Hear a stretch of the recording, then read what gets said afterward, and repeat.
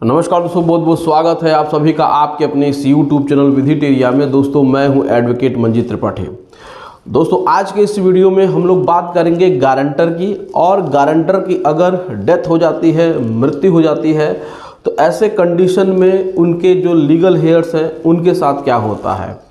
क्या मृत्यु होने की दशा में बैंक गारंटरशिप से एनओसी दे देती है या फिर गारंटरशिप से रिमूव कर देती है। कहने का मतलब ये है कि अगर आप किसी व्यक्ति के लोन में गारंटर हैं और वो लोन चाहे सिक्योर्ड हो चाहे अनसिक्योर्ड हो, और ऐसे कंडीशन में आपकी डेथ हो जाती है, गारंटर की डेथ हो जाती है, मृत्यु हो जाती है, तो क्या मृत्यु की दशा में बैंक गारंटर की गारंटरशिप को माफ़ कर सकता है या फिर गारंटर में से उसको हटा सकता है या फिर उसको राहत दे सकता है।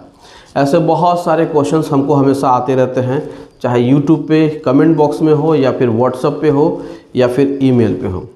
तो आप लोग के मन में एक शंका होती है जिनके घर में भी इस प्रकार की सिचुएशन है।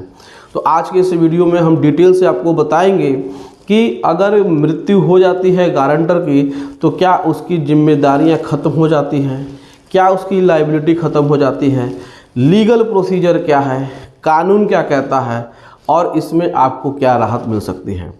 दोस्तों सबसे पहले तो हम आपको कहेंगे कि आप किसी भी व्यक्ति के लोन में गारंटर मत बनिए। गारंटर बनिए तो सोच समझ करके बनिए।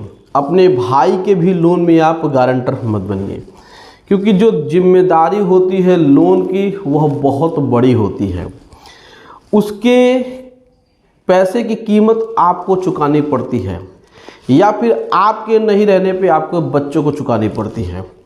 तो पूरा का पूरा प्रोसीजर क्या है, पूरी की पूरी प्रक्रिया क्या है, ये हम आपको आज डिटेल से बता रहे हैं।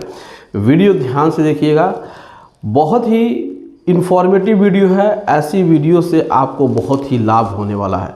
दोस्तों एक रिक्वेस्ट करना चाहेंगे कि आप हमारी वीडियो को लाइक नहीं करते हैं। आपके लाइक से हमें मोटिवेशंस मिलते हैं, आपकी लाइक से हमें लगता है कि हमारे वीडियो अच्छे हैं, तो हमें और वीडियो बनाने का भी मनोबल मिलता है। तो आप हमारी वीडियो को लाइक कर लिया करिए। लाइक का कोई भी पैसा नहीं लगता है, ये आप लोग का प्यार होता है कि आप जितनी हमारी वीडियो को लाइक करेंगे उतना हमारा मनोबल बढ़ता है।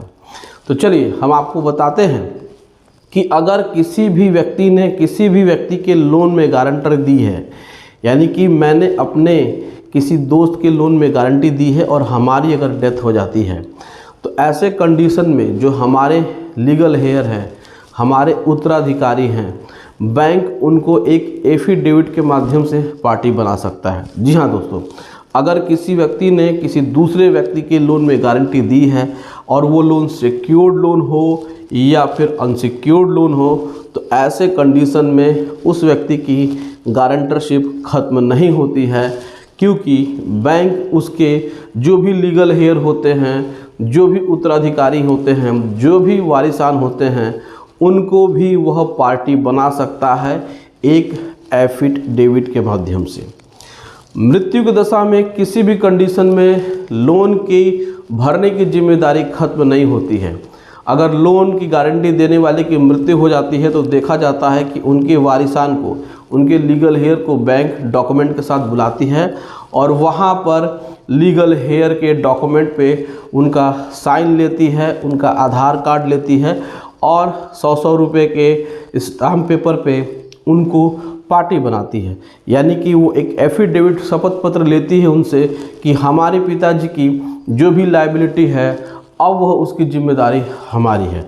तो यानी कि किसी व्यक्ति ने किसी व्यक्ति के लोन में गारंटी दी और उसका लोन सिक्योर्ड लोन था, होम लोन था। अब वो गारंटी देने वाले की मृत्यु हो जाती है और जो बोरोवर है वो पैसा नहीं भर रहा है, तो बैंक उस गारंटर के लीगल हेयर से भी पैसा वसूलेगी, उनके घर पे कब्जा करेगी, उनके घर पे लीगल एक्शन लेगी, उनके घर पे 13(2), 13(4 और साथ ही साथ ऑक्शन भी कर सकता है।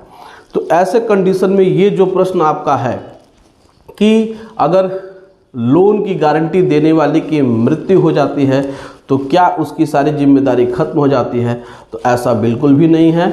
बैंक उनके लीगल हेयर को पार्टी बना लेती है। दूसरा, लोन की जिम्मेदारी तब तक ख़त्म नहीं होती है जब तक कि बैंक स्वयं से एनओसी न दे दे या फिर बैंक बोरोवर को न कहे कि आप दूसरा गारंटर लेके आइए।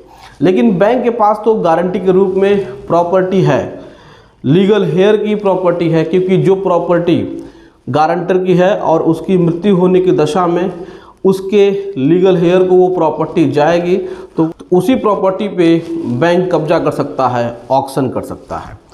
तो किसी भी व्यक्ति के लोन में गारंटर बनने से पहले बहुत ही सोच समझ करके आप गारंटर बनिए।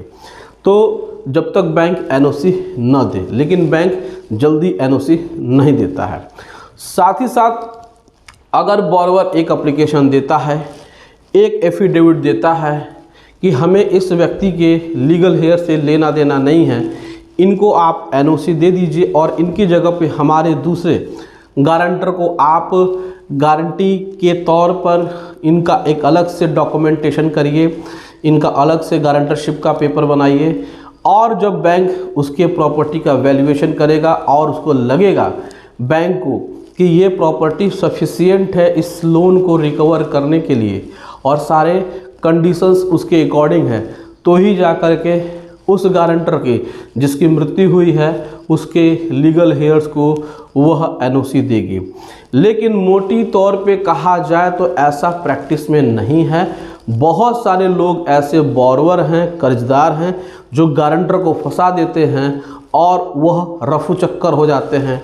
पैसे का इस्तेमाल तो वो पहले ही कर चुके होते हैं, अब पैसे को भरने का जो टाइम आता है तो उसमें वह गारंटर के कंधों पे बोझ या फिर उनके कंधों पे भार या फिर उनके कंधों पे जिम्मेदारी छोड़ करके वो भाग जाते हैं। ऐसे कंडीशन में अगर गारंटर को कुछ हो जाता है तो भी उस गारंटर की जिम्मेदारी खत्म नहीं होती है और उसके जो बच्चे हैं और उसके जो लीगल हेयर हैं वो फंस जाते हैं। तो दोस्तों, आप लोग आज के समय में, ये जो आज का समय चल रहा है ये बहुत ही ख़राब है।